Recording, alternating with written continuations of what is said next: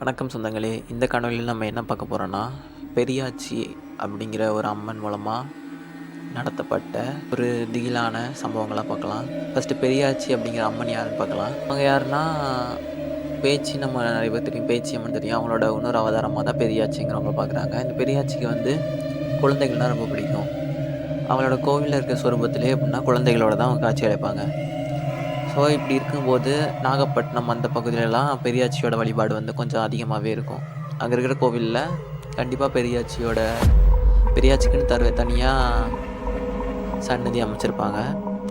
So இந்த மாதிரி நாகப்பட்டினம் சைடில் குழந்தை பிறந்தா 16வது நாள் வந்து ஒரு ஃபங்க்ஷன் மாதிரி வைப்பாங்க.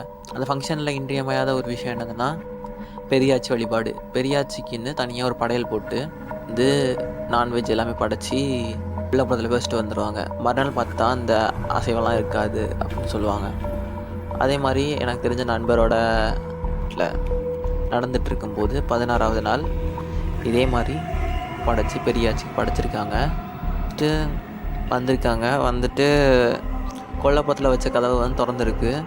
இந்த ஹாலில் வச்சுருக்காங்க. எல்லோரும் இங்கே இருக்கும்போது இந்த கொல்லைப்புறத்துலேருந்து அந்த பெரியாச்சி வந்து அப்படி இந்த குழந்தைய பார்த்துக்கிட்டே இருந்ததாகவும் அது அங்கே இருந்த மக்கள் எல்லாமே பார்த்ததாகவும் சொல்கிறாங்க. இந்த சைடில் வந்து நிறைய பேர் பார்த்துருப்பாங்க. நாகப்பட்டினம் சைடில் இருந்தீங்கன்னா நீங்கள் பெரியாச்சி பார்த்துருந்தீங்கன்னா மறக்காமல் நம்ம கமெண்ட் பாக்ஸில் வந்து நீங்கள் அதை வந்து கமெண்ட்டில் பதிவு பண்ணிட்டு போங்க. ரெண்டாவது என்னதுன்னா